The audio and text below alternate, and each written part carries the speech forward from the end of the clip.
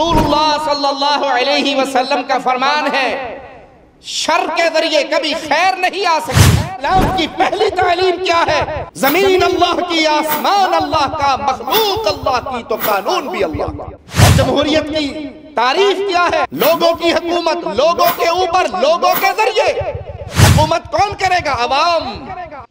اسلام کے اندر عالم اور جاہل برابر نہیں ہے، جمہوریت کے اندر عورت مرد برابر، عالم جاہل برابر، اندھا بینا برابر۔ اسلام میں کافر اور مسلمان برابر نہیں ہے۔ یہ ایسا نظام ہے جہاں پہ سروں کو گنا جاتا ہے، تولا نہیں جاتا، اور محمد کی شریعت میں انسانوں کو تولا جاتا ہے، گنا صلی اللہ علیہ وسلم۔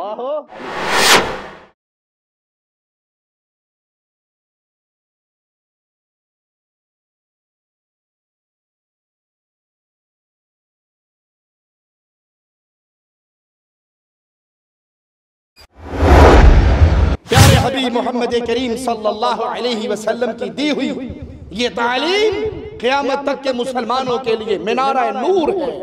اصلاح کرنی ہے دھرتی کی، اصلاح کرنی ہے بستیوں کی، قوموں کی، معاشروں کی، ملکوں کی، زمین پوری کی اصلاح ویسے ہی ہوگی جیسے محمد رسول اللہ نے کی صلی اللہ علیہ وسلم۔ پیارے حبیب نے کیا؟ لسانیت کی بنیاد پہ تحریک چلائی، عربیت کی بنیاد پہ تحریک چلائی، مکہ کی سرداری کی بنیاد پہ تحریک چلائی۔ ساری تحریکوں کو کچل دیا آپ نے اور ایک تحریک کو غالب کیا، اور وہ تحریک یہ تھی قولوا لا الہ الا اللہ۔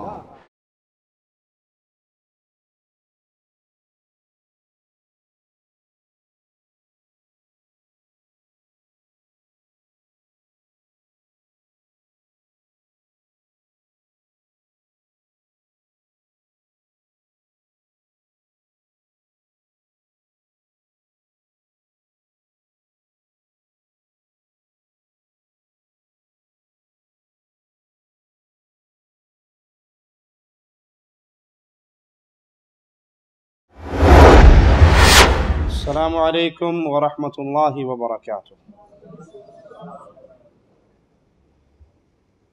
ان الحمد للہ نحمده ونستعینه ونستغفره ونعوذ باللہ من شرور انفسنا ومن سیئات اعمالنا، من يهده الله فلا مضل له ومن يضلل فلا هادي له، أشهد أن لا إله إلا الله وحده لا شريك له، وأشهد أن محمدا عبده ورسوله، أما بعد، أعوذ بالله من الشيطان الرجيم، بسم الله الرحمن الرحيم،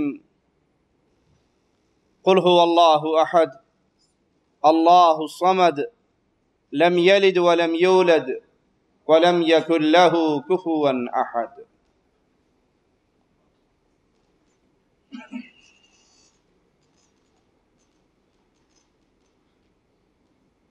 آج دنیا پہ نگاہ دوڑائی جائے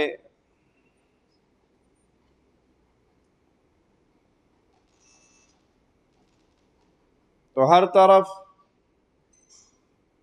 فتنہ و فساد کا بازار گرم نظر آتا ہے۔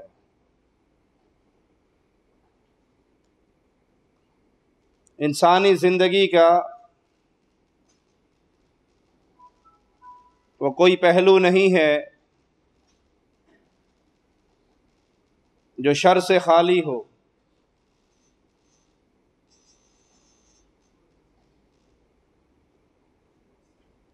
ایمان اور عقیدے کی بات کی جائے تو کلمہ پڑھنے والے ایک اللہ مالک کو چھوڑ کر سینکڑوں الہ کے بد عقیدے کا شکار ہو چکے ہیں۔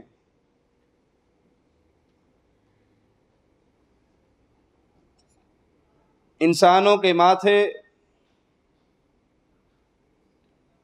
انسانوں کی پیشانییں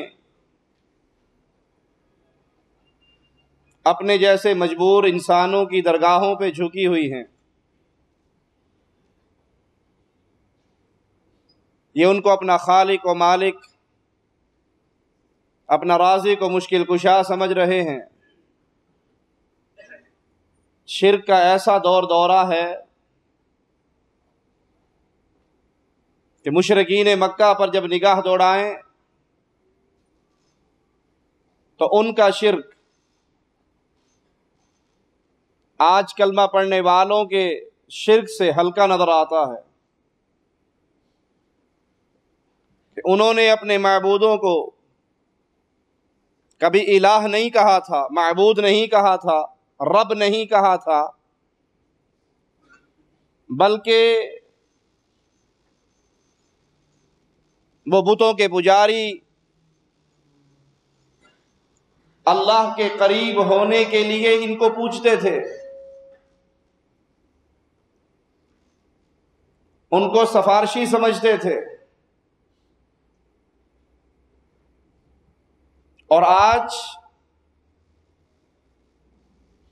مسلمانوں کے بہت سے افراد اس عظیم جرم کا شکار ہو چکے ہیں کہ جن سے وہ محبت کرتے ہیں، جن کی وہ پوجا پاٹ کرتے ہیں، ان کو بلا جھجک رب مانتے ہیں.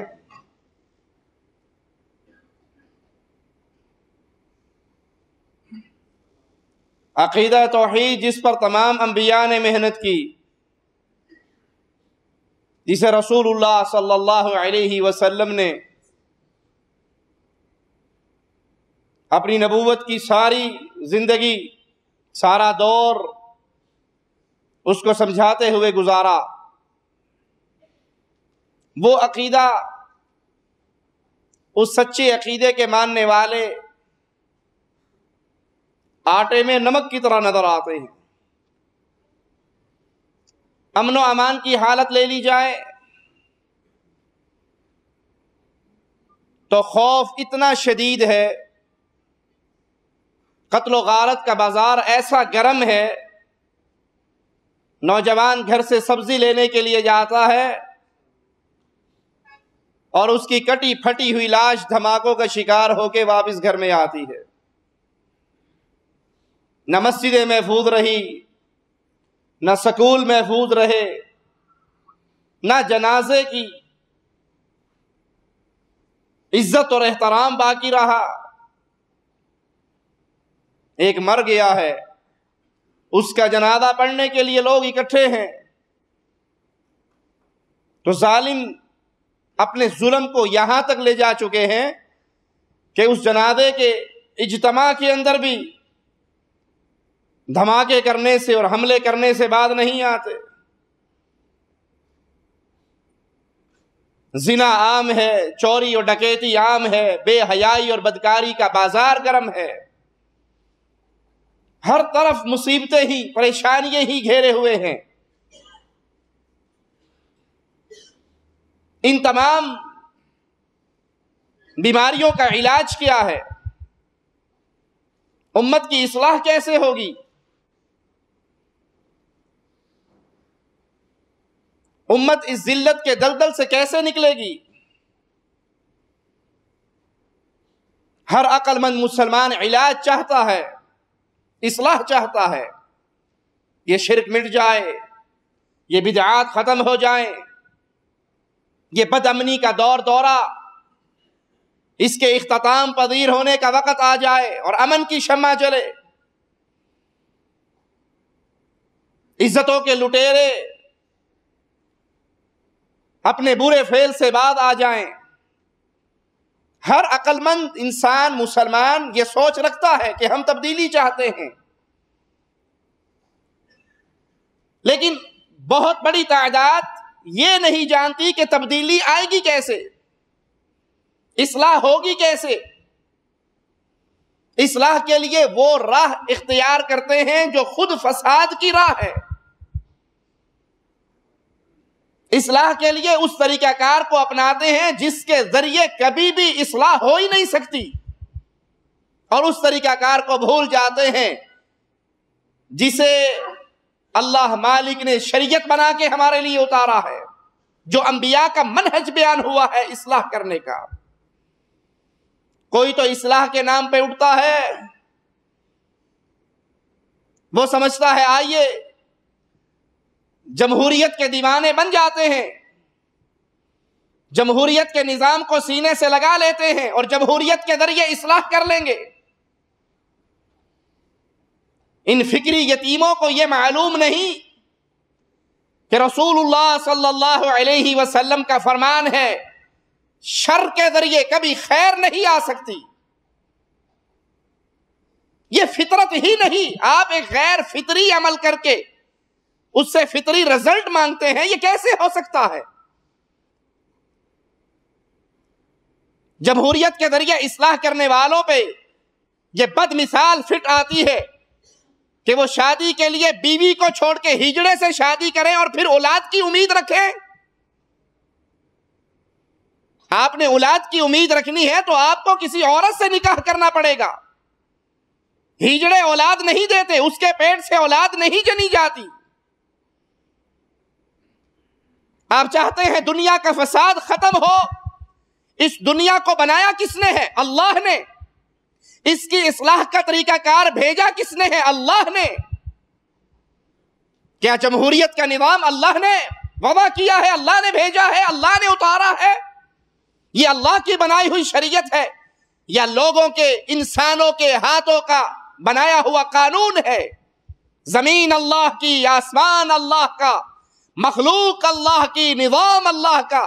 تم اس پوری کائنات کے اندر اصلاح کرنا چاہتے ہو اس نظام سے جو نظام خود اسلام سے ٹکراتا ہے، جس کی ہر شق اسلام کی دشمن اور اسلام کی سوچ کے مخالف ہے، ابتدا سے لے کے انتہا تک۔ اسلام سب سے پہلا درس دیتا ہے ان الحکم الا للہ، حکومت اللہ کی ہے، قانون اللہ کا ہے، آرڈر اللہ کا ہے، طاقت کا سرچشمہ اللہ ہے۔ اللہ جو چاہتا ہے وہ ہوتا ہے، اور اللہ نہ چاہے، پوری کائنات کچھ کرنا چاہے نہیں کر سکتی۔ پوری کائنات اللہ کے قانون کے سامنے مجبور ہے، کسی کو اختیار نہیں۔ میں کائنات کے عام افراد کی بات نہیں کرتا، امام الانبیاء، امام کائنات محمد الرسول اللہ صلی اللہ علیہ وسلم، جن سے افضل نہ پیدا ہوا، نہ ہوگا، نہ کوئی ہے، نہ ہو سکتا ہے۔ مالک کا فرمان پیارے حبیب کے بارے میں اللہ کی حاکمیت کے قانون کو سمجھانے کے لیے سنیے۔ وَلَوْ تَقَوَّلَ عَلَيْنَا بَعْضَ الْأَقَاوِيلِ لَأَخَذْنَا مِنْهُ بِالْيَمِينِ ثُمَّ لَقَطَعْنَا مِنْهُ الْوَتِينَ فَمَا مِنْكُمْ مِنْ أَحَدٍ عَنْهُ حَاجِزِينَ۔ اگر یہ محمد صلی اللہ علیہ وسلم ہمارے ذمے اپنے پاس سے کچھ لگا دیں، کوئی ایسی بات کہہ دے جو مالک کی طرف سے اتاری ہوئی نہ ہو، مالک کے قانون کے خلاف ہو، ہم دائیں ہاتھ سے پکڑ لیں گے، شہرک کو کاٹ دیں گے، تم میں سے کوئی اپنے رسول کو چھڑا نہیں سکے گا۔ کیونکہ اسلام کی پہلی تعلیم کیا ہے؟ زمین اللہ کی، آسمان اللہ کا، مخلوق اللہ کی تو قانون بھی اللہ کا۔ اور جمہوریت کی تعریف کیا ہے؟ Government of people, by the people, for the people. لوگوں کی حکومت، لوگوں کے اوپر، لوگوں کے ذریعے۔ حکومت کون کرے گا؟ عوام۔ آپ نے کئی سیاسی جماعتوں کے، ان کی وال چاکنگ، ان کے بینر، ان کے منشور دیکھے ہوں گے، وہ کھل کے لکھتے ہیں طاقت کا سرچشمہ عوام ہے۔ عوام جس کو چاہے کرسی دے دے، عوام جس کو چاہے کرسی سے نیچے اتار دے۔ اسی لیے جمہوری نظام میں ہر 5 سال کے بعد عوام کے پاس جایا جاتا ہے، اب جس کو چاہو حکمران بنا دو، اور وہ حکمران اسمبلی میں پہنچ کے 2/3 اکثریت سے جو مرضی قانون بنا لے۔ جمہوریت کی وہ کون سی شق ہے جو اسلام سے نہ ٹکرائے؟ اسلام وحدانیت کا درس دیتا ہے۔ اللہ مالک فرماتا ہے تم ایک امت ہو، میں تمہارا رب ہوں، میری عبادت کرو، پیارے حبیب محمد کریم صلی اللہ علیہ وسلم کا فرمان ہے، اگر کوئی مسلمانوں میں افتراق و انتشار ڈالنا چاہے، ایک مسلمان پہ، ایک حاکم پہ امت اکٹھی ہو چکی، وہ افتراق کا بیج بوتا ہے، الگ جھنڈا گاڑتا ہے، اس کو قتل کر دیا جائے، بھلے وہ کوئی بھی ہو۔ اسلام مسلمانوں کے لیے انتشار کو پسند نہیں کرتا، اور جمہوریت کا پودا اس کیاری میں اگتا ہے جہاں پہ انتشار ہو، کم از کم دو سیاسی جماعتیں ہو جن کے درمیان مقابلہ ہو۔ جمہوریت میں لوگ جاتے ہیں، اپنے لیے خود ڈیمانڈ کرتے ہیں آپ کے ووٹوں کا صحیح حقدار، اور پیارے حبیب محمد کریم صلی اللہ علیہ وسلم فرماتے ہیں ہم سے جو امارت طلب کرے وہ اس قابل نہیں ہے کہ اسے وہ امارت دی جائے۔ اسلام کے اندر عورت اور مرد کی گواہی برابر نہیں ہے، کسی جگہ پہ صرف مردوں کی گواہی قبول ہے، کہیں پہ عورتوں کی، جیسے رضاعت کے مسائل میں، اور عورت اور مرد کی گواہی اگر اکٹھی بھی آتی ہے تو عورت کی گواہی آدھی تصور کی جاتی ہے۔ اسلام کے اندر عالم اور جاہل برابر نہیں ہے، جمہوریت کے اندر عورت مرد برابر، عالم جاہل برابر، اندھا بینا برابر۔ اسلام میں کافر اور مسلمان برابر نہیں ہے، کافر کی رائے مسلمان کی رائے وزن کے اندر ایک ترازو میں برابر نہیں ہو سکتی۔ جمہوریت کے اندر وہ کافر ہو یا مسلمان، وہ مرد ہو یا عورت، وہ عالم ہو یا جاہل، یہ ایسا نظام ہے جہاں پہ سروں کو گنا جاتا ہے، تولا نہیں جاتا، اور محمد کی شریعت میں انسانوں کو تولا جاتا ہے، گنا نہیں جاتا، صلی اللہ علیہ وسلم۔ چاہتے ہیں اصلاح اور طریقہ کار شریعت کا چھوڑ کے الیکشن کے ذریعے، اجی آپ نہیں سمجھتے ہم اکثریت میں آئیں گے، ہم اسمبلی میں آئیں گے، ہم اصلاح کریں گے۔ آپ کیسے اصلاح کریں گے کہ آپ نے اصلاح کی بنیاد کو ٹھوکر مار دی؟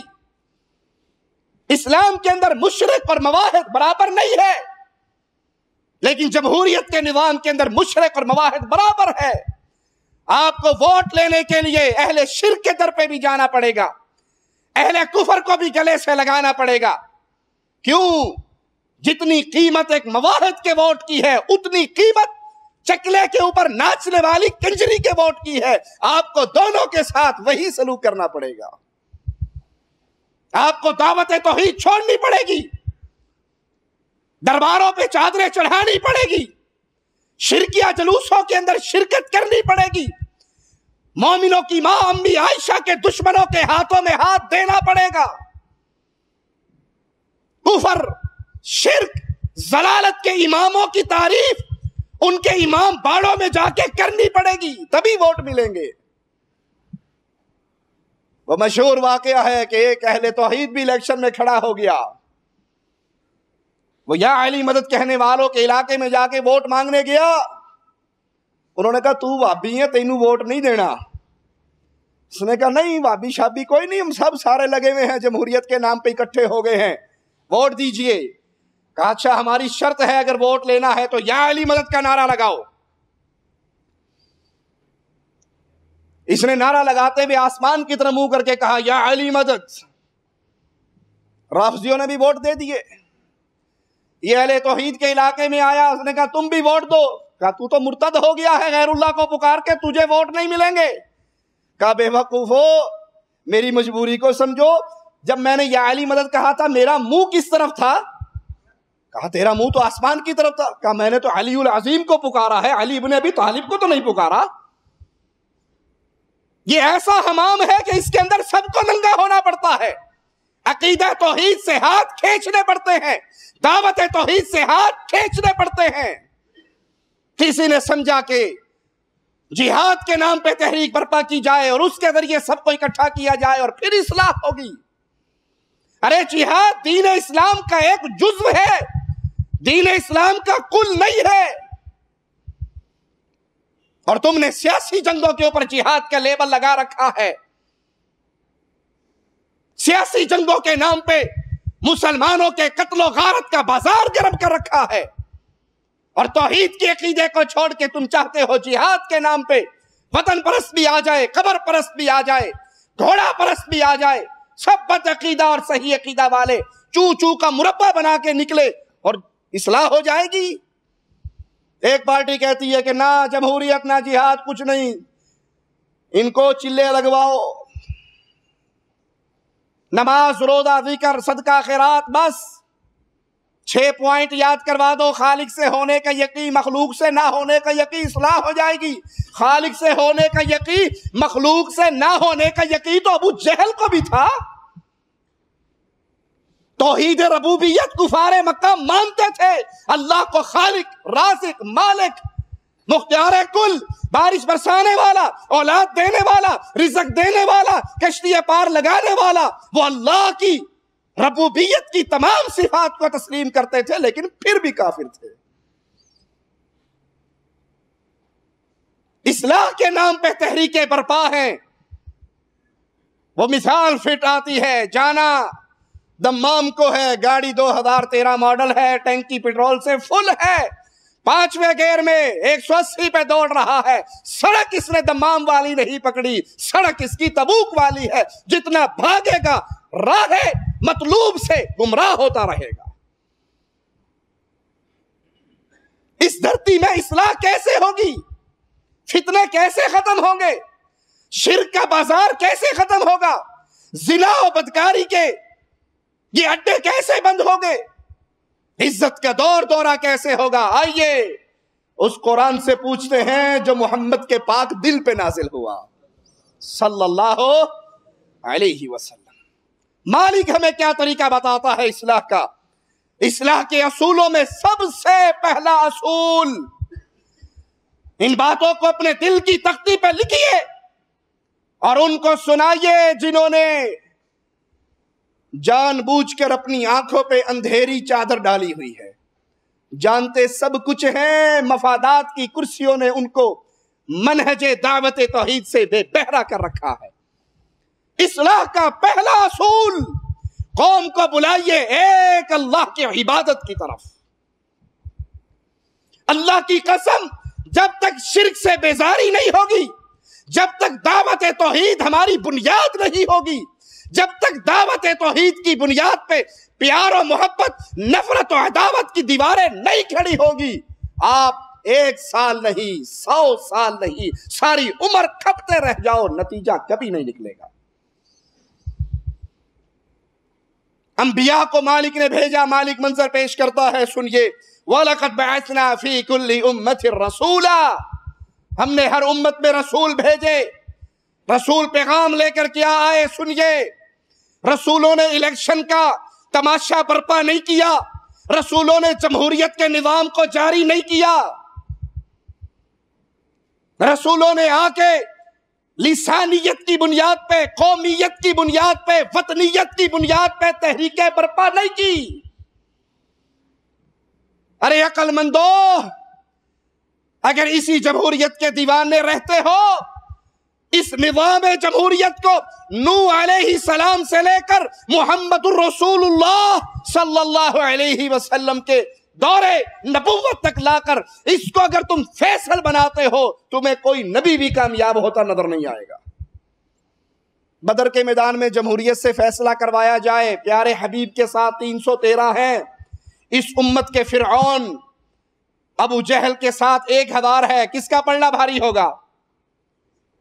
بولیے.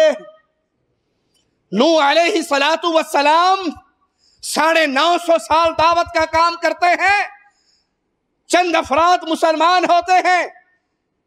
جمہوریت سے فیصلہ کروائیے, قوم نوح کے اور نوح علیہ السلام کے درمیان کون جیتے گا, کون ہارے گا؟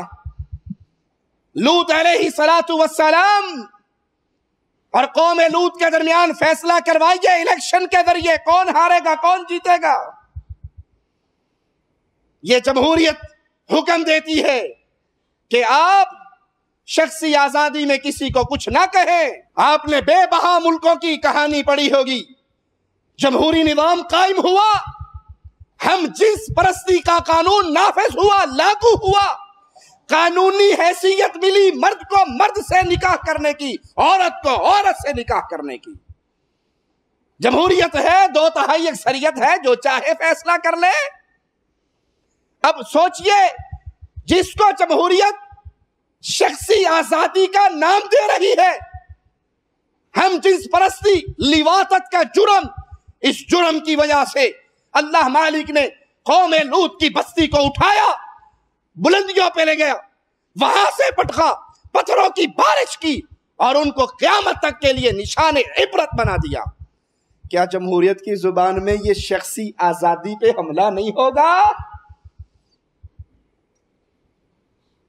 جمہوریت سیکولرزم سکھاتی ہے کہ مذہب اور دنیا دو الگ چیزیں ہیں، دنیا میں اکٹھے رہو، مذہب ہر کسی کا پرسنل معاملہ ہے، جو جس کا جی آئے، اظہار کی آزادی ہے، زبان کی آزادی ہے، رائے کی آزادی ہے، عمل کی آزادی ہے۔ تم برقع پہن کے باہر نکلو، تمہیں بھی آزادی ہے، کوئی ننگی ہو کے باہر نکلے، اسے بھی آزادی ہے۔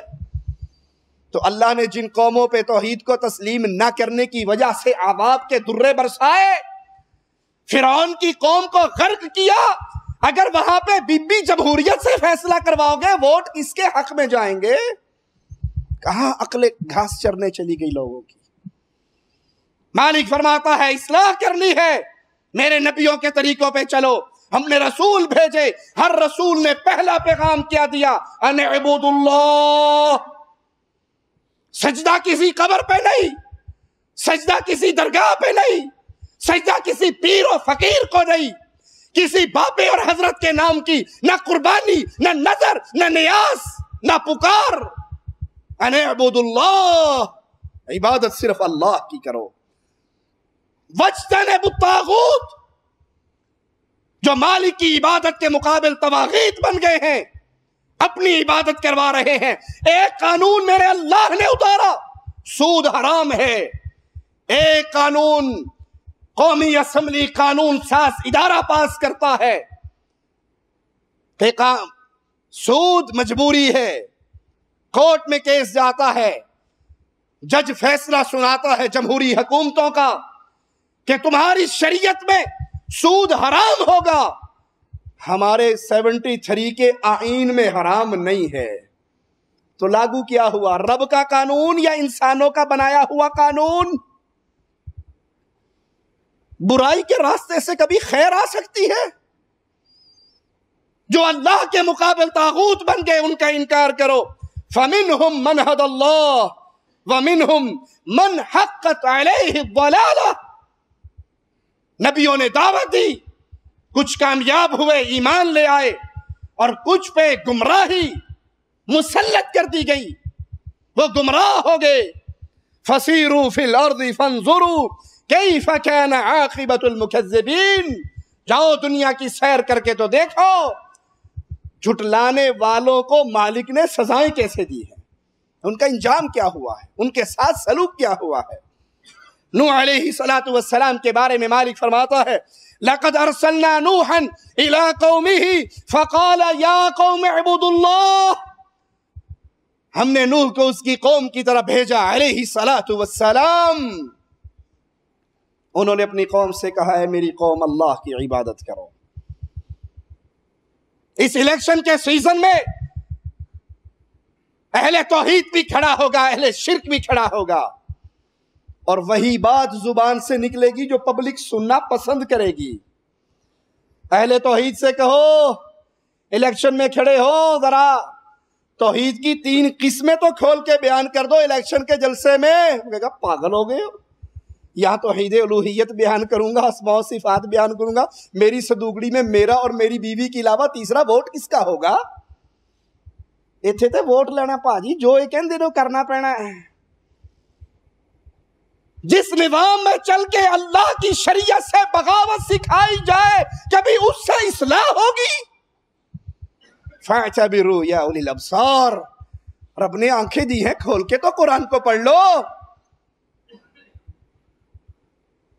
اے میری قوم، ایک اللہ کی عبادت کرو۔ مَا لَكُم مِّنْ إِلَٰهٍ غَيْرُهُ، اس اللہ کے علاوہ تمہارا کوئی مشکل کشا نہیں، کوئی حاجت روا نہیں۔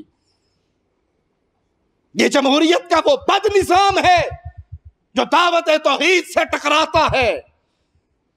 اس کے اجتماعات میں اہل شرک اور اہل بدعت نام نہاد اہل توحید سٹیج پہ اکٹھے بیٹھیں گے.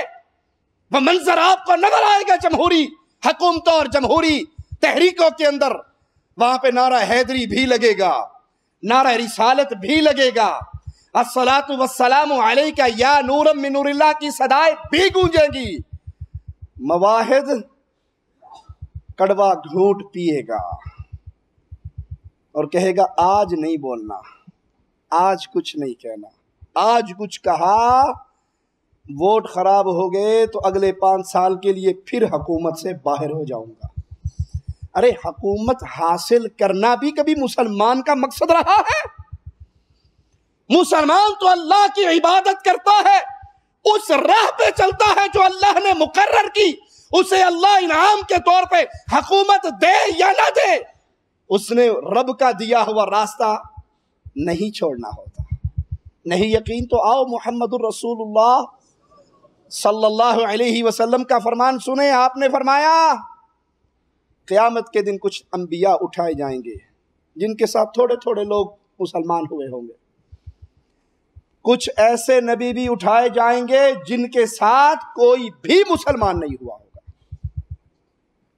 جمہوریت کے ذریعے اصلاح کرنے والوں سے اللہ کا واسطہ دے کر پوچھو, جس نبی نے 1000 سال محنت کی, 500 سال محنت کی, 100 سال محنت کی, 80 سال محنت کی, ایک بندہ مسلمان نہیں ہوا, اسے کامیاب کہو گے یا ناکام؟ اور اگر آپ اسے ناکام کہو, آپ کے پلے میں ایمان رہے گا یا چلا جائے گا؟ نہ چاہتے ہوئے بھی جمہوریت نواز کہیں گے نہیں جی نبی تو کامیاب گئے. کیسے کامیاب گئے؟ آپ کی جمہوری زبان میں تو ایک بھی ووٹ نہیں ملا انہیں. جسے ایک ووٹ نہ ملے وہ کامیاب ہوا کرتا ہے, اس کی تو ضمانت ضبط ہو جاتی ہے. یہ نبی محنت کرتے رہے, ایک ووٹ نہیں بنا سکے, فوت ہو گئے, اللہ کے پاس چلے گئے, قیامت کو تنہا اٹھائے گئے. یہ کامیاب ہے یا ناکام؟ کامیاب. ووٹ نہیں ملے, حکومت نہیں بنی, کامیاب کیسے ہیں؟ ارے بھائی حکومتیں ملنا نہ ملنا یہ کامیابی ناکامی کی دلیل نہیں ہے. کامیابی اس بات میں ہے کہ تم نے ساری زندگی رب کے کسی حکم کی نافرمانی نہیں کی. اور اگر تم رب کے نافرمان نہ رہے, کوئی مسلمان نہ بھی ہوا, تو مالک کہتا ہے میرا ابراہیم اکیلے کان امہ, اکیلا ہی پوری امت کے برابر تھا علیہ الصلوۃ والسلام.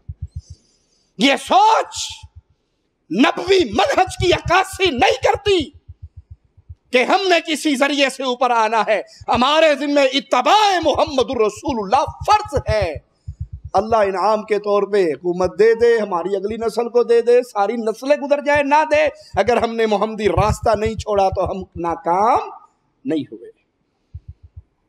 انی اخاف علیکم عذاب یوم عظیم. نوح علیہ السلام کہہ رہے ہیں بات مان لو, توحید کو تسلیم کر لو, وگرنہ میں تمہارے اوپر ایک دردناک بڑے عذاب سے ڈرتا ہوں, کہیں اللہ کا عذاب نہ آ جائے.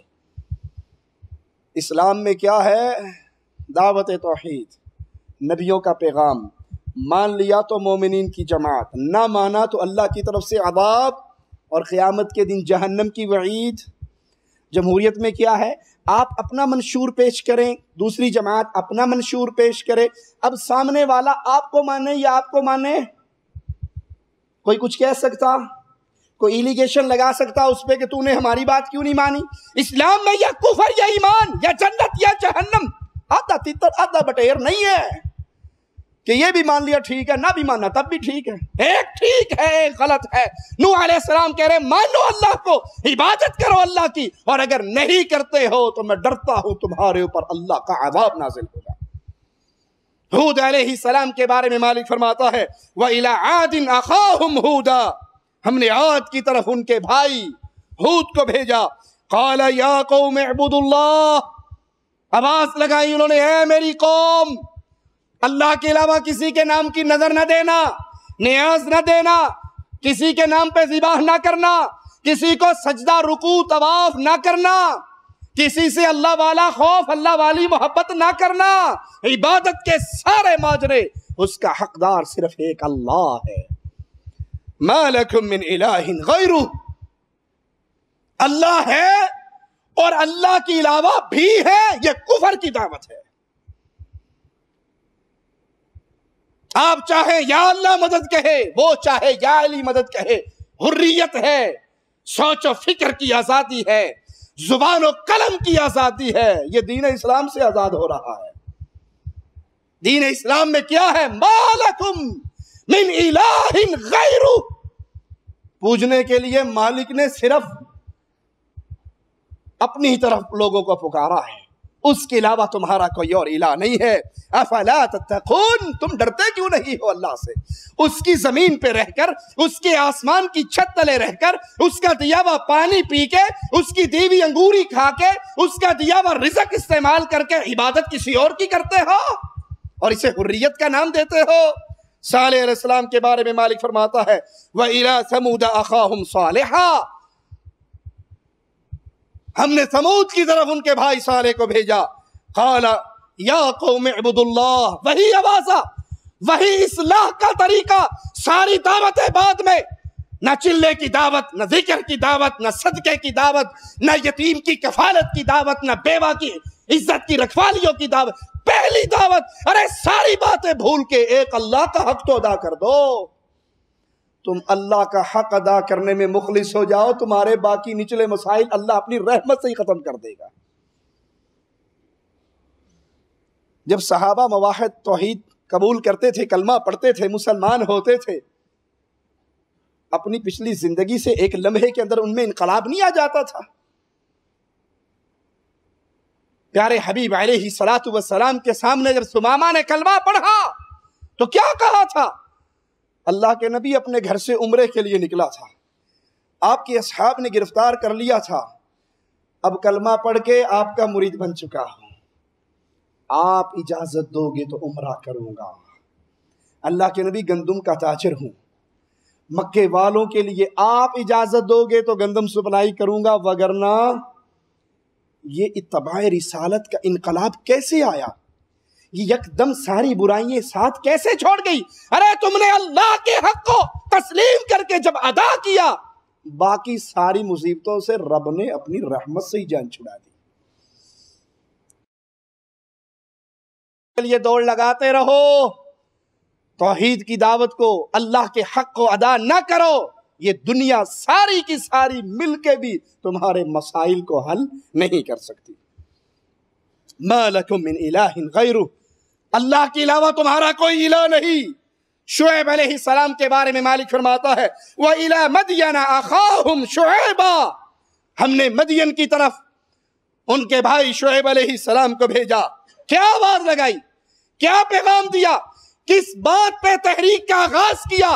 نہ وطنیت کی پکار، نہ قومیت کی پکار، نہ لسانیت کی پکار، نہ سیاست کا آوازہ، پہلی پکار دعوت توحید کی، اے میری قوم اللہ کی عبادت کرو۔ ما لکم من الہ غیرہ، اس کے علاوہ تمہارا کوئی الہ نہیں۔ قد جاءتکم بینۃ من ربکم، تمہارے رب کی طرف سے تمہارے لیے کھلی ہوئی نشانی آ چکی ہے۔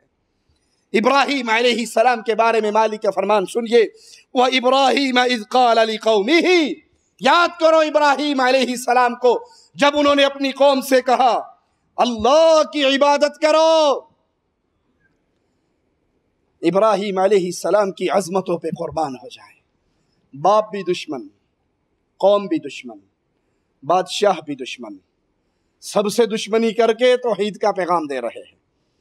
ہم جمہوری سیزن کے اندر توحید کی دعوت کو تھیلے میں بند کر کے اپنے گھر چھوڑ آتے ہیں، قربانی کے کھالوں کی سیزن میں توحید کی دعوت کو لاک کر کے اے موضوع مولوی صاحب اگلے مہینے بیان کر لیا جی، ہن ذرا سانجا سانجی گلاں کرو، چندہ آنے والا ہے، کھلا آنے والی ہیں، ووٹ آنے والے نے، الیکشن آنے والا ہے، بسنت آنے والی ہے، فلاں چیز، مل کے چلو، مل کے چلو۔ تمہیں لوگوں سے ملنا اتنا ہی پسند ہے کہ تمہیں رب کی توحید کی غیرت بھی مر جاتی ہے؟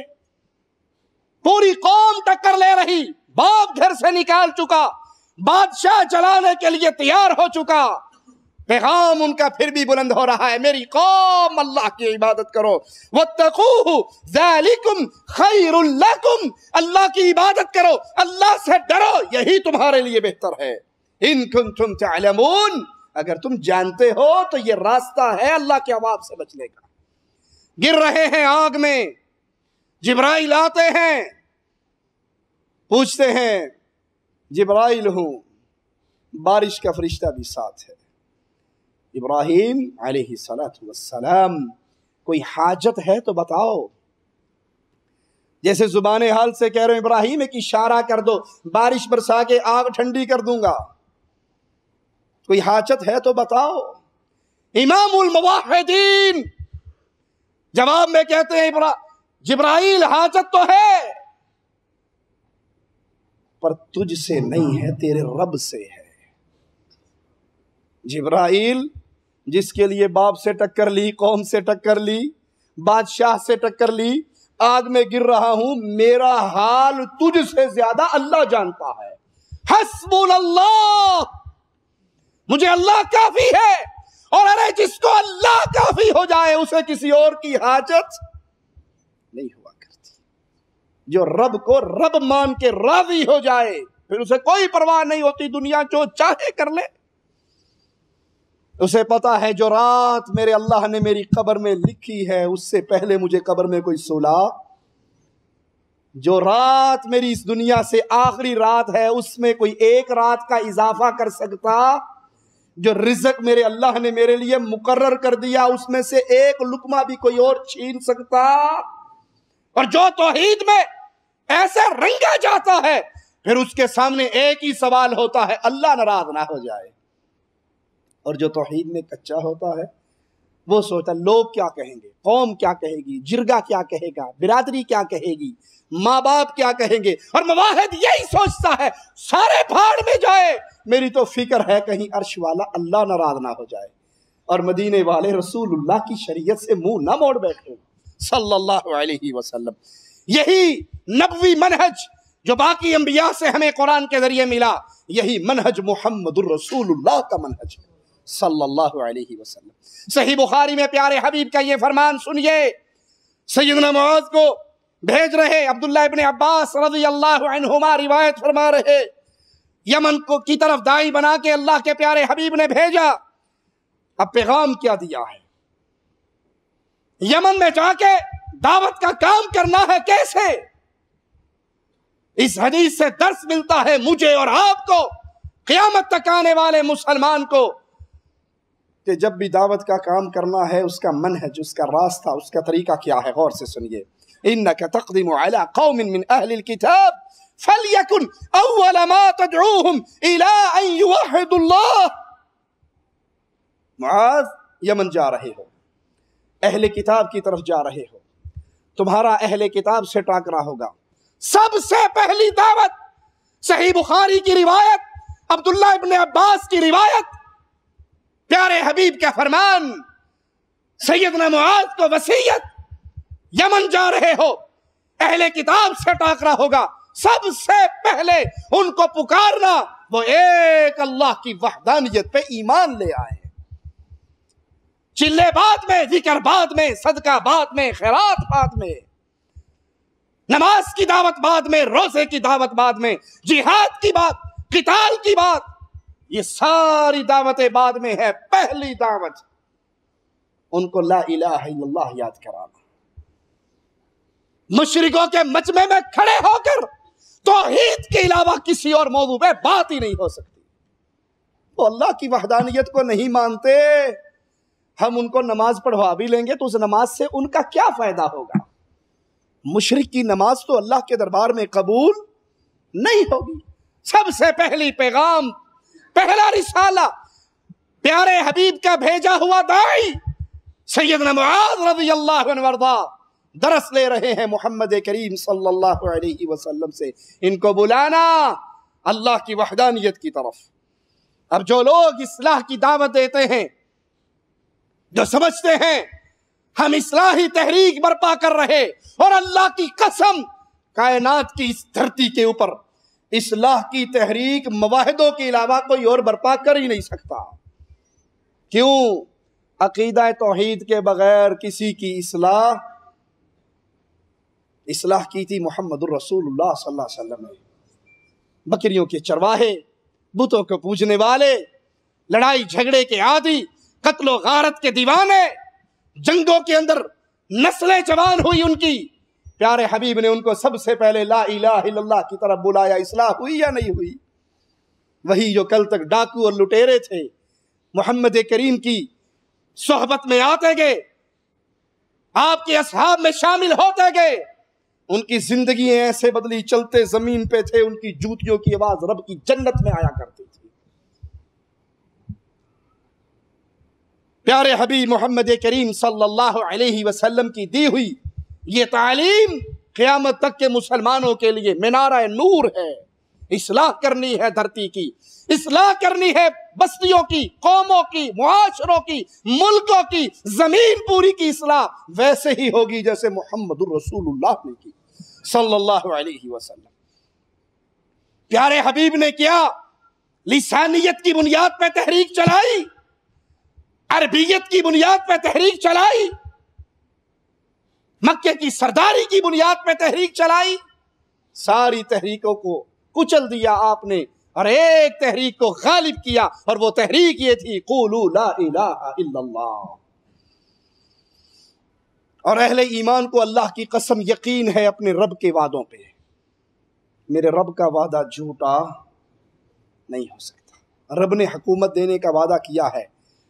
آئیے ذرا قرآن کی آیت سے ہم یہ بھی سمجھ لیں، لوگوں نے تو حکومت لینے کا طریقہ کار یہ سمجھا ہے کہ فلاں جماعت فلاں جماعت فلاں جماعت 8-10 سیاسی جماعتوں کا اتحاد بن کے کوئی مجلس عمل کے نام پہ تنظیمیں بن جائیں اور پھر ہم زیادہ سیٹیں لے کے اور پاور میں آ کے سب کچھ کر لیں گے۔ آپ نے جس آئین کے دفاع کی قسمیں اٹھائی ہیں وہ آپ کو کہاں کچھ کرنے دے گا۔ آئیے شریعت اسلامیہ، قرآن حکیم، اللہ کی کتاب، اللہ کے وعدے ہمیں سناتی ہے، ہم اس کو سنیے۔ وعد اللہ الذین آمنوا منکم وعملوا الصالحات، وعد اللہ، دعوت توحید کو بھول جانے والوں،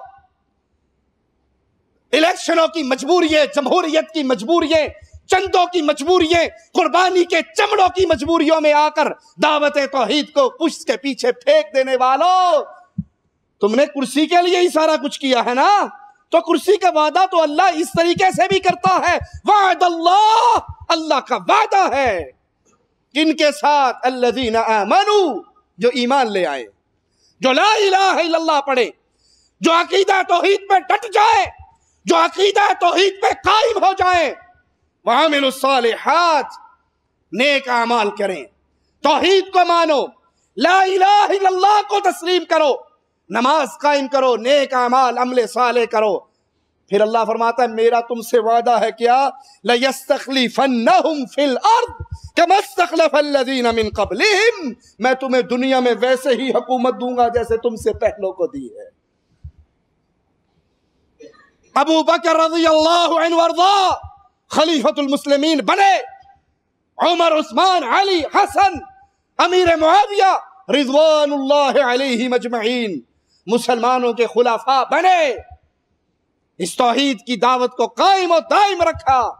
اور جائیے اصحاب مصطفیٰ کے دور کو دیکھ لیں، پیارے حبیب کے اصحاب کے تابعین کے دور کو دیکھ لیں، تبع تابعین کے دور کو دیکھ لیں، محدثین اور ائمہ دین کے دور کو دیکھ لیں، وہاں پہ مسلمان کبھی بھی آپ کو قبروں کے پجاری نظر نہیں آئے گے۔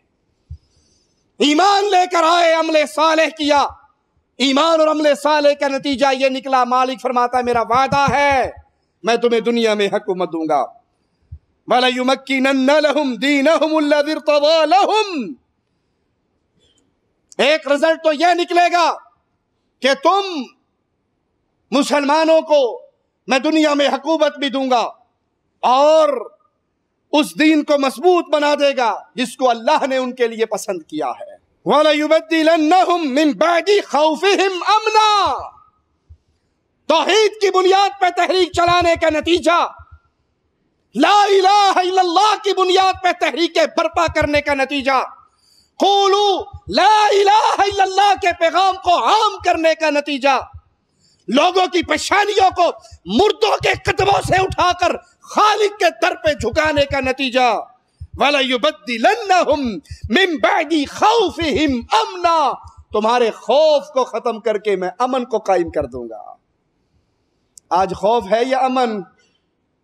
جی، مسجدوں میں دھماکے، مدرسوں میں دھماکے، جنازگاہوں میں دھماکے، شادیوں پہ دھماکے، بازاروں میں دھماکے، درباروں پہ دھماکے، مزاروں پہ دھماکے، امن ہے یا خوف؟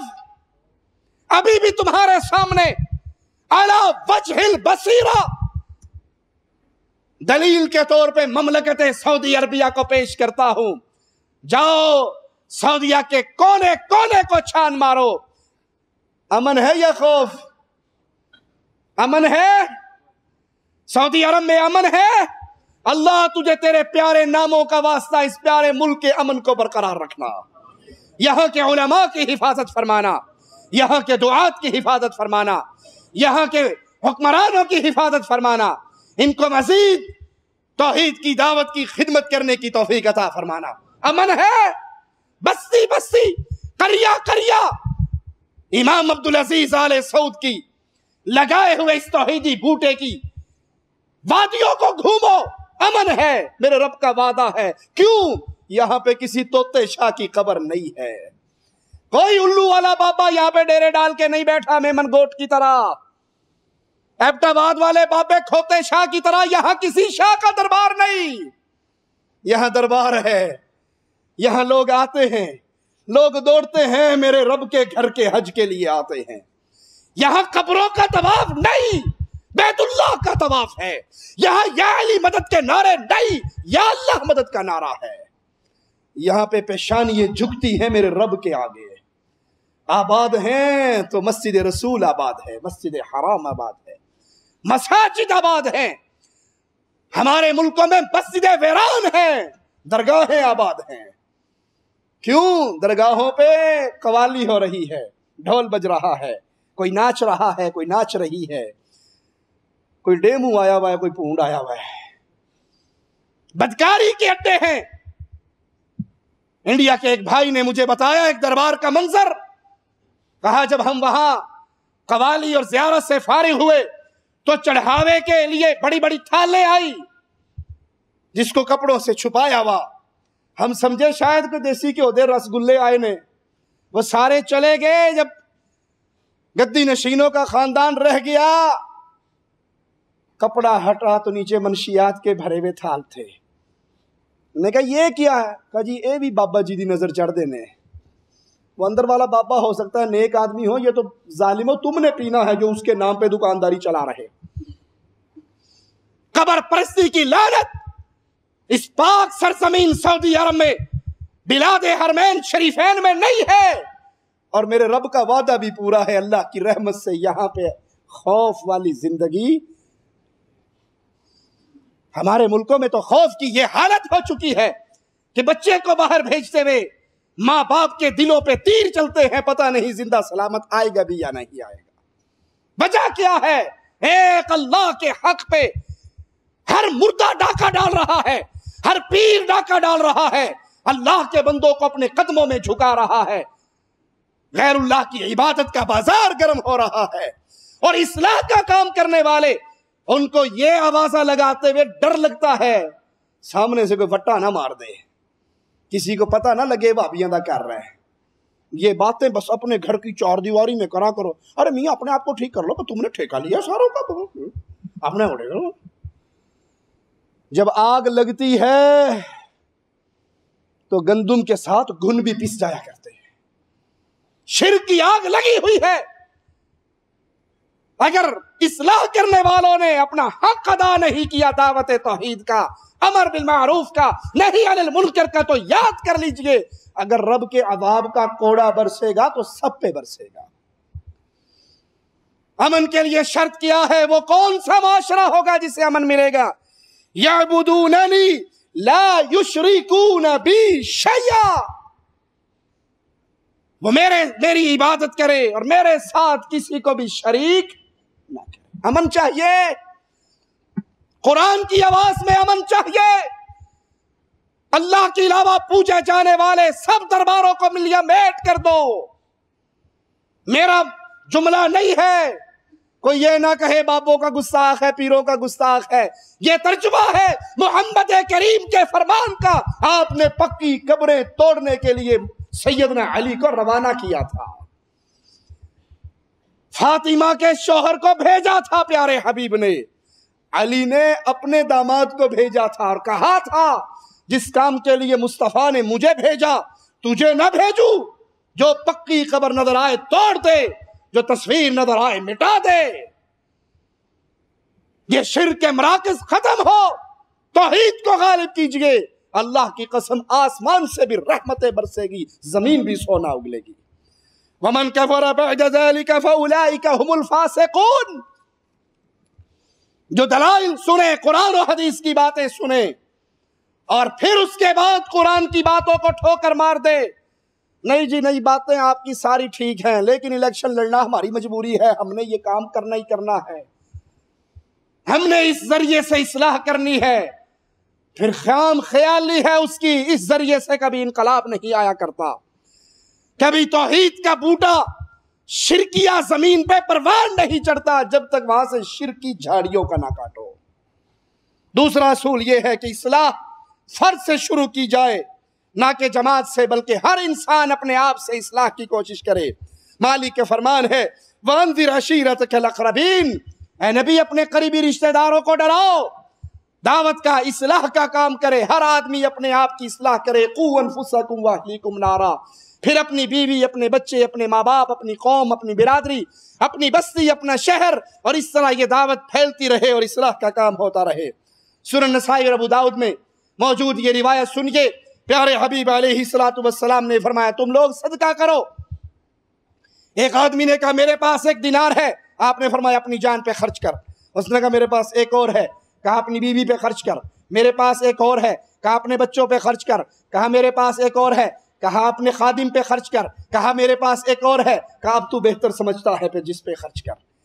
صدقہ کرتے ہوئے اللہ کے نبی صلی اللہ علیہ وسلم اپنی ذات سے کہہ رہے ہیں، حکم دے رہے ہیں کہ اپنے آپ سے آغاز کرو، اپنے پہ خرچ، اپنی بیوی، اپنا بچہ، اپنا خادم۔ تو اصلاح کرتے ہوئے ہم کسی اور کو دیکھیں گے؟ اجی بات تو ٹھیک ہے لیکن وہ سارے محلے نے ڈش انٹینا لگوایا ہوا ہے، میں نکال بھی دوں گا تو کیا فائدہ؟ وہ بچے پڑوس میں جاتے تھے فلمیں دیکھنے کے لیے، میں نے کہا کوئی گل نہیں، کاری لوا لینے پترو، باہر نہ جایا کرو۔ کل بچہ شراب پینے کے لیے باہر جائے گا تو شراب کے ٹوکرے بھی خرید کے لا کے گھر رکھ دو گے؟ بدکاری کے اڈوں کا روٹ کرو گے تو وہاں سے بھی 2-4 کنجریے پکڑ کے گھر بٹھا دو گے؟ پتر باہر کیوں جانا ہے، پیو زندہ ہے، ایتھے لے۔ انا للہ و انا الیہ راجعون۔ کہاں یہ شیطان کے جملے ہمارے دماغوں میں گونجتے ہیں؟ بچہ باہر فلمیں دیکھنے جا رہا ہے، بجائے اس کی اصلاح کرنے کے، اسے روکنے کے، اپنے گھر میں مصیبت ڈالتے ہو۔ اپنے گھروں کی اصلاح، اپنے گھر سے اصلاح کا آغاز کرو، اپنے بیوی اور اپنے بچوں سے اصلاح کا آغاز کرو۔ یہ نہیں قوم ٹھیک ہوگی تو میں ٹھیک ہوں گا، قوم پہ عذاب آیا تو بچے گا، پھر تو بھی نہیں، تو بھی رگڑا جائے گا۔ تیسرا اصول یہ ہے کہ قول اور عمل سے پہلے علم حاصل کرو۔ جو آپ کہنے لگے ہو، جو کرنے لگے ہو، بزرگوں سے سنا ہے جی، یہ بزرگوں سے سنا اسلام میں نہیں چلتا۔ اسلام میں چلتا ہے قال اللہ و قال الرسول، قرآن میں ہے، حدیث میں ہے۔ کسی کی بات حجت نہیں ہے سوائے اللہ کے کلام میں، جو آ گیا وہ ہمارے پر حجت ہے، جو محمد کریم کی حدیث سے مل گیا وہ بھی حجت ہے۔ فَاعْلَمْ أَنَّهُ لَا إِلَٰهَ إِلَّا اللَّهُ، مالک اپنے حبیب سے کہتا ہے پس جان لے اللہ کے علاوہ کوئی معبود برحق نہیں۔ اہل نار کا حال قرآن بیان کرتا ہے وَقَالُوا لَوْ كُنَّا نَسْمَعُ أَوْ نَعْقِلُ مَا كُنَّا فِي أَصْحَابِ السَّعِيرِ، اگر ہم جانتے، اگر ہم عقل کرتے تو جہنم میں نہ جلتے۔ جہنمی جہنم میں جلے کیوں؟ عقل نہیں کی، علم حاصل نہیں کیا، پڑھا نہیں۔ اگر جانتے اور عقل کرتے، سنتے تو آج جہنم میں نہ ہوتے۔ چوتھا اصول یہ ہے کہ اس کا علم سلف صالحین کے منہج کے مطابق ہو، وہ نئے فتنوں کا شکار نہ ہو جائے کہ ہم قرآن کو ڈائریکٹ لغت کی کتابوں سے سمجھ لیں گے، ڈکشنری سے سمجھ لیں گے، لینگویج کی بک سے سمجھ لیں گے، ہمیں ضرورت نہیں ہے صحابہ نے کیا سمجھا۔ علم وہ ہے جو ابو بکر، عمر، عثمان و علی، طلحہ، زبیر، حسن و حسین، معاویہ، ابو سفیان نے محمد سے سیکھا صلی اللہ علیہ وسلم. اس سے باہر نکلو گے تو گمراہ ہو جاؤ گے. دین کو ویسے سیکھنا ہے جیسے اصحاب رسول اللہ نے سیکھا. پانچواں اصول یہ ہے کہ وہ اپنی دعوت میں ایسی صفات سے متصف ہو جس کو شریعت اسلامیہ نے بیان کیا. حکمت، نرمی، جس کی طرف دعوت دے رہا ہے اس کا مکمل علم. حکمت سے دعوت دے. حکمت کا معنی یاد کرنا. کئی توحید کی دعوت سننے کے بعد تسی حکمت نال گلا نہیں کر دے. حکمت کا معنی یہ ہے کہ درباروں پہ سجدہ کرنے والوں سے کہیں کہ شوق سے کرو اور پھر 3 دن کے لیے ہمارے ساتھ بھی آ جانا. حکمت کا معنی یہ ہے بات میں تبدیلی نہ ہو، اسلوب کرنے کا اچھا ہو. ایک بادشاہ کو خواب آیا میرے سارے دانت ٹوٹ گئے. مولوی صاحب کو بلایا، میں نے خواب دیکھا ہے دانت ٹوٹ گئے. انہوں نے کہا جی اس کی تعبیر مجھے تو یہ سمجھ آتی سارے مر جائیں گے آپ کے خاندان میں سے آپ زندہ رہو گے. میں نے کہا بڑا بے وقوف ہے، میری زندگی میں میرے سامنے بیٹھ کے میرے خاندان کو مار رہا ہے. جلاد کو بلایا، منڈی تڑوا دی. خواب تو آیا تھا، پریشان تو تھا. ایک اور مولوی صاحب کو بلایا، مولوی صاحب خواب دیکھا ہے سارے دانت ٹوٹ گئے. اس نے دیکھا پہلے والا چل کے آیا تھا، 4 کندھوں پہ چڑھ کے گیا تھا. انہوں نے کہا بادشاہ سلامت، اس کی تعبیر میرے علم کے مطابق مجھے یوں لگتا ہے، واللہ عالم، بظاہر یوں لگتا ہے اللہ آپ کو اتنی لمبی عمر دے گا، اتنی لمبی عمر دے گا، ماشاءاللہ قربان جاؤں آپ پہ، آپ کے خاندان میں سے کسی کو نہیں ملی ہوگی. ماشاءاللہ گالتے ہوئی نا انہوں دیو جی انہیں پیسے دے رہا تھیلا پر ہوئے دا انعامات دے کے روانہ. گھوڑے پہ بیٹھ کے انعام لے کے جا رہا ہے. بات ایک ہی ہے یا غلط؟ بے وقوف سارے مر جائیں گے تو زندہ رہے گا. ایک نے لٹھ ماری منڈی کٹوا لی، ایک نے حکمت سے بات کر دی. بھائی دعوت کا انداز حکمت والا ہو ضرور ہے، لیکن دعوت میں لچک نہ ہو کہ کوئی نہیں جی ایک دفعہ یا اللہ مدد کہہ لیا کرو، ایک دفعہ یا علی مدد کر. نہیں، حکمت یہ ہے بات وہی سمجھانے کے لیے اگلے کو محسوس ہو اس کے دل میں میرے لیے درد ہے. دوسری مثال دے دوں مسئلہ سمجھ آ جائے. کسی کافر کو اللہ کے نبی صلی اللہ علیہ وسلم نے چوک میں کھڑے ہو کے نعرہ نہیں لگایا کافر کافر، ابو جہل کافر، جو نہ مانے وہ بھی کافر، جو نہ بولے وہ بھی کافر. یہ نعرہ اللہ کے نبی نے ابو جہل کو بھی گھر بلا کے گوشت کھلایا، دودھ پلایا، روٹی کھلائی، خدمت کی، پھر کہا قولوا لا الہ الا اللہ. کسی کے بارے میں آپ کو یقین ہے یہ قرآن کا منکر ہے، یہ صحابہ کا منکر ہے، اس کے کفر کا ہمارے سینے میں یقین ہے، لیکن زبان سے اس کو اللہ موسیٰ علیہ السلام سے کہہ رہا ہے فرعون کے پاس جا رہے ہو، ذرا نرم بات کرنا، ہو سکتا ہے مسلمان ہو جائے. ارے آج کے دور میں کوئی فرعون سے بڑا کافر تو نہیں ہے. اسلوب نرم ہو لیکن بات میں تبدیلی نہ ہو، اور جو دعوت دے رہے ہو علم کی بنیاد پہ، دلائل کی دنیا میں آ کر. قرآن بیان کرتا ہے قل ھذہ سبیلی ادعو الی اللہ علی بصیرہ، یہ میرا راستہ ہے جس کی طرح میں تمہیں اللہ کی طرف بلا رہا ہوں، علی بصیرہ، دلائل کے ساتھ، بصیرت کے ساتھ. سنی سنائی بات نہیں ہے، بزرگوں کا فرمان نہیں ہے، بصیرت ہے. قرآن میں یہ ہے، حدیث میں یہ ہے. اس بصیرت کے ساتھ بلا. انا ومن اتبعنی وسبحان اللہ وما انا من المشرکین، یہ میرا راستہ ہے پیارے حبیب فرماتے ہیں، اور میرے پیچھے چلنے والوں کا راستہ ہے. اللہ پاک ہے، مشرک جو شرک کرتا ہے اللہ کے ساتھ، اللہ کی ذات پاک اور بلند ہے. مالک کا فرمان ہے ادعو الی سبیل ربک بالحکمہ، حکمت کے ساتھ لوگوں کو اللہ کی طرف بلاؤ. ان ربک هو اعلم بمن ضل عن سبیلہ وهو اعلم بالمہتدین. اللہ جانتا ہے کون ہدایت پائے گا کون گمراہ ہوئے گا. یہ علم کس کے پاس ہے؟ یہاں پہ یہ بات یاد رکھیں، دعوت دیتے ہوئے آپ کے ذمہ حق اور باطل کو بیان کرنا، بس توڑ چھوڑ کے نہیں آنا. نماز پڑھ، نہیں پڑھتا تو گیا جہنم میں، مر گیا، برباد ہو گیا، تو پکا کافر ہو گیا. بھائی آپ نماز کی دعوت دیں، وہ نہیں مان رہا، چپ کر جائیں. اس کو جہنم کی مور لگا کے اندر چھوڑ کے کیوں آتے ہو؟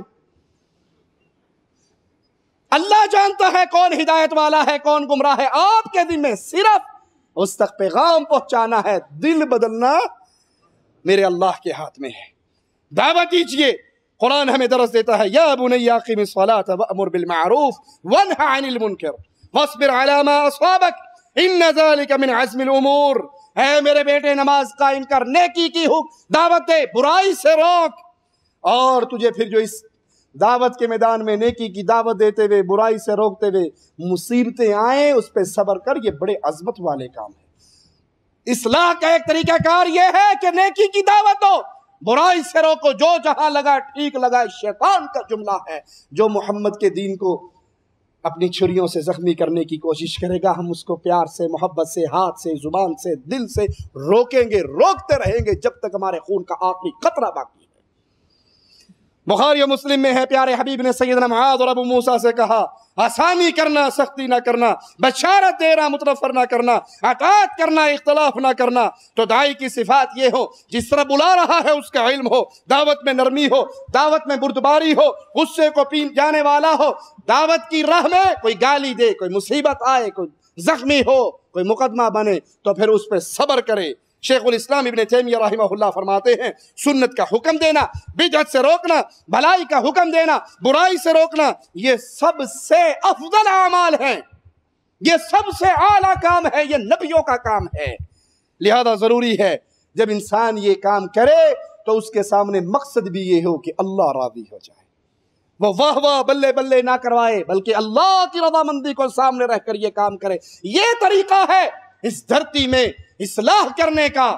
اس کے علاوہ باقی جو لوگوں نے شارٹ کٹ مارے ہیں، وہ 80 سال ہو گئے انہیں شارٹ کٹ مارتے ہوئے، 70 سال ہو گئے، اسمبلیوں کی چند سیٹیں جیت بھی لیتے ہیں تو جیسا پہلا اس سے آنے والا وقت اور برے پیغام کو لے کر آتا ہے۔ اللہ سے دعا ہے اللہ ہمیں ہدایت کے راستے پہ چلائے، اللہ ہمیں حق پہ چلائے، حق کہنے، حق سننے، حق بیان کرنے، حق پہ عمل کرنے کی توفیق عطا فرمائے، زندہ رکھے، ایمان پہ رکھے، موت دے تو اس حال میں دے کہ اللہ ہم سے راضی ہو، ہم اپنے اللہ سے راضی ہوں۔ اقول قولی ھذا واستغفر اللہ لی ولکم ولسائر المسلمین فاستغفروہ انہ هو الغفور الرحیم۔